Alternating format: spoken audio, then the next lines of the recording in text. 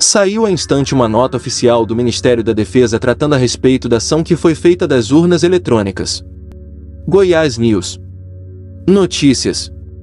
Sem mais delongas, vamos para a notícia. A nota oficial diz o seguinte: o Ministério da Defesa informa que no próximo dia 9 de novembro, quarta-feira, será encaminhado ao Tribunal Superior Eleitoral relatório de trabalho de fiscalização do sistema eletrônico de votação realizado pela equipe de técnicos militares das Forças Armadas. Conosco, cientista político da Arco Iguais, Murilo de Aragão. Murilo, boa noite. Boa noite a todos. A nossa entrevista já estava agendada, obviamente eu ia perguntar sobre isso, mas a gente não tinha nota oficial ainda. O que dá para se pensar a respeito de um anúncio como esse em uma plataforma? Como foi feito um comunicado como esse em uma situação que é hoje o assunto, de alguns dias já ativa de principalmente bolsonaristas, do que pode surgir dessa avaliação feita pelas Forças Armadas das urnas eletrônicas? Boa noite, Felipe. Olha só, eu vejo a nota como um pré-anúncio, né, do que será apresentado no dia 9 também, porque se esperava que a apresentação desse relatório acontecesse antes do dia 9, então a nota vem nesse sentido. Agora é evidente que, pelo caráter solene da nota, ela provoca uma certa suspense a respeito do que vai ser o que trará o relatório final sobre as urnas que foram auditadas pelas Forças Armadas. É um tema delicado no momento que ainda muitas pessoas vão às ruas inconformadas com o resultado das eleições e evidentemente temos que ultrapassar esse dia 9. Espero eu que com tranquilidade, que se tenha um relatório fidedigno e que nada de extraordinário aconteça. Felipe, vai ser ainda no primeiro. É amanhã e depois, e aí sim a gente falar vem entre hoje. Chegou a ser anunciado por alguns jornalistas amanhã tem as eleições de meio de turno nos Estados Unidos e alguns grupos no Twitter. Principalmente o seguinte foi em função disso, porque a eleição americana pode dar uma mudança de cadeiras lá para os republicanos, isso enfraqueceria Biden. E aí teria uma repercussão em termos de América Latina, mas tem Kamala Harris na esquerda lá, e aí isso se propaga com vários governos de esquerda. Os Estados Unidos perderia ele que estava na centro-esquerda democrático, perderia força. Você vê alguma possibilidade dessa relação? Eu acho que não, Felipe, é uma teoria da conspiração, tá? Vamos imaginar que os republicanos ganhem a maioria no Congresso com essas eleições. Qual é o resultado prático com relação à fiscalização ou apuração ou auditoria das urnas no Brasil? Mas nenhuma. Acho que isso não tem nenhum problema. Agora, a auditoria, sim, ela pode trazer algum tipo de problema. Ela pode estimular protestos ou ela pode até apaziguar a situação, transformando em fé está cumprir o que já é uma espécie, o que já é afeta cumprir um fato consumado, que a eleição é do presidente Lula. Agora, atribuir esse atraso é uma questão relacionada à eleição americana. Eu acho que é uma forçação de barro. Acho que não tem muito sentido não, Felipe. Certo que a gente terá mais 36 horas, aí a gente especulação em cima de tudo. Isso a gente não vai conseguir evitar. A qualquer momento será divulgada deve ser divulgada toda a equipe de transição do governo Lula do lado do atual governo Bolsonaro. O chefe da Casa Civil, Ciro Nogueira, vai tratar do assunto, né? O que os investidores esperam desse novo governo que começa a ser formado? Bom, Felipe, há uma certa euforia por setores, né?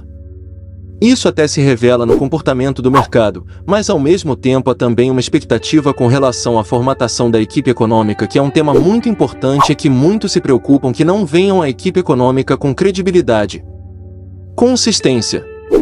Então esse é o tema que realmente preocupa agora vamos dizer agora, e a equipe econômica também. Há um debate sobre essa PEC da transição que embute aí um pedido de recursos muito elevado e que também traz suspeitas e preocupações com relação à política fiscal do novo governo. Felipe, essa situação envolvendo, e há pouco a gente falava comparando exatamente sobre isso, né? Qual é o perfil? Afinal a gente se fala muito no perfil. Vai metendo o primeiro governo Lula. Antônio Palocci, um político que tenha trânsito no mercado financeiro, coloca trazer uma equipe técnica naquela época liderada ali pelo Marcos Lisboa, mas com outros nomes também de credibilidade. Isso serve para o mercado e para o investidor estrangeiro. Tem que ser alguém nesse momento em função de todas as dificuldades econômicas do mundo, né? Um mundo ainda em guerra, uma situação fiscal complicada como essas no Brasil. Tem que ser um técnico, tem que ser alguém economista que tenha uma importância lá fora, conhecido lá fora. Como é que funciona isso? Olha, essa expectativa varia de acordo com o tipo do investidor. Evidente que o investidor prefere que a previsibilidade e credibilidade, nomes testados, nomes que já foram observados pelo mercado seriam muito bem-vindos, porque se reduz a imprevisibilidade. Agora o modelo não está claro. Acho que o presidente Lula ainda não definiu qual é o formato da sua equipe econômica. Eu não vejo um problema de ter um nome político, desde que as propostas e a própria configuração da equipe tenha solidez e consistência para tratar os desafios econômicos que serão grandes para o próximo governo, enfim. Então essa é a questão, quer dizer, é uma preferência para alguns nomes mais conhecidos, mais testados pelo mercado, e há um debate interno dentro do PT sobre que modelo adotar, e isso ainda vai demorar. Talvez alguns dias. A gente está em plena COP27, está iniciando, mas a gente já está em plena COP27 o Brasil. Tentando observar do mundo afora, além da equipe econômica e de ministérios de meio ambiente, porque esse é um assunto SG. A pauta IS-Digita está em todos os momentos nessa configuração das empresas, dessas negociações na Ministério da Economia. Planejamento deve ser recriado o Banco Central. Você sabe que vai continuar. Roberto tá se olhando para onde mais? Para indústria, comércio, para meio ambiente. O que os estrangeiros querem saber quando consultam vocês na Arco de Voz? Em primeiro lugar é a questão da política econômica, assim dos desafios fiscais, de como pagar as promessas de campanha. É realmente salário mínimo, isenção de impostos, provocação do Auxílio Brasil. Enfim, todas as questões têm uma repercussão fiscal importante. Tem que se ver se eventualmente se tratará também de aumento de impostos. Então toda essa configuração econômica é importante. A questão ambiental, sem dúvida, muito importante. Também porque se refere diretamente à imagem do Brasil, em especial na Europa, onde a questão ambiental tem uma grande importância política. Então se observará assim, qual é o desenho da equipe que vai tratar do meio no meio ambiente e a interação com essa economia. ESG, que é muito importante também. E o outro setor que os investidores olham com atenção é a questão do agronegócio, porque realmente é a força, né? Motriz da economia brasileira, e tem uma importância muito grande para o mundo, porque somos um dos maiores produtores de alimentos do planeta. Então tudo isso leva um investidor a querer saber. E por fim, para não ser exaustivo, a questão da governabilidade. Como vamos conciliar? Como o Brasil vai conciliar um governo de centro-esquerda com um Congresso de centro-direita? Então essas são questões que são objetos de perguntas sempre para nós. Felipe, antes da gente avança, essa questão dá um governo de centro para a esquerda com o Congresso sendo para a direita. Deixa só pegar mais um gajo quando as pessoas pegam e conversam com você. Você usa o exemplo de 2002-2013? Olha, naquele momento Lula buscou fora dos partidos Furla Roberto Rodrigues para exatamente tocar essas outras agendas, né? Agenda com o empresariado, agenda com o agro, isso é lembrado ainda, e há uma expectativa de que isso se repita, já que esses ministérios serão recriados. No caso da cultura, não mais. No caso indústria e comércio, se dá como certo, será recriado. Bom, a questão é que provavelmente o Lula vai ser o Lula 4, né? O Lula 3, vamos dizer assim. Eu diria 3, que houve ali um período da Dilma Rousseff, onde o Lula não tinha a influência que talvez desejasse ter no comando da economia. Mas enfim, o governo do PT tinha uma direção. Acho que a direção que vem aí, os investidores esperam a direção diferente, que vai se basear em credibilidade e previsibilidade, principalmente pelo fato de que a equipe econômica em parte já está sob o comando do banco, de um banco central. Independente pelo fato também de que hoje temos reservas abundantes diferentes de 2002, e também porque o presidencialismo, que era muito forte em 2002 e em 2003, perdeu potência e hoje divide o poder com o poder legislativo. Então esse panorama, essa topografia. Estão gostando da informação? Deixe o seu joinha para ajudar a crescer o canal. Obrigado.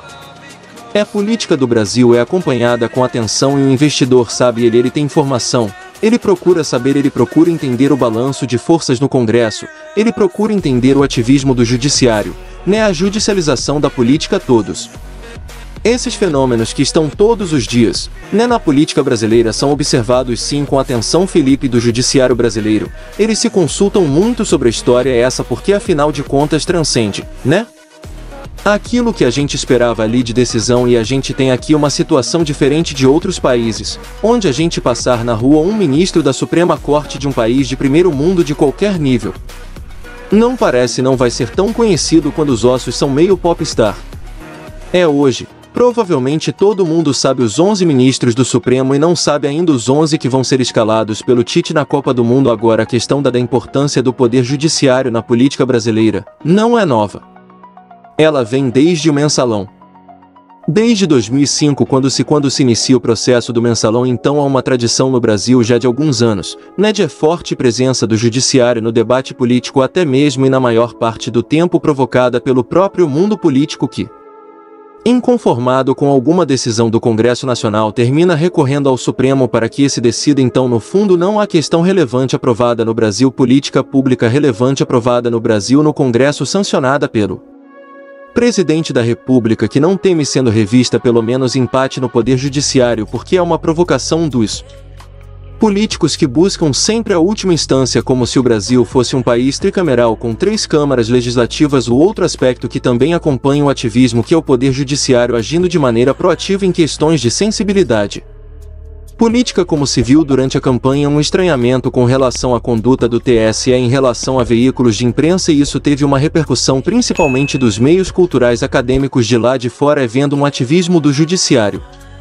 Isso não é comum às grandes economias do mundo, mas é típico do Brasil, e o Brasil tem um sistema político próprio, específico e peculiar. Felipe, como é que você está explicando para o mundo exterior um Congresso de centro-de-direita a um governo eleito de centro-esquerdo? Que se esperar dessas votações? Algumas já começam, inclusive essa semana, que interessam, que vão repercutir lá na frente. Eles entendem que o Brasil é um sistema semipresidencialista de fato, Porque há um poder muito grande do poder judiciário, do descuido legislativo na definição de políticas públicas do Brasil.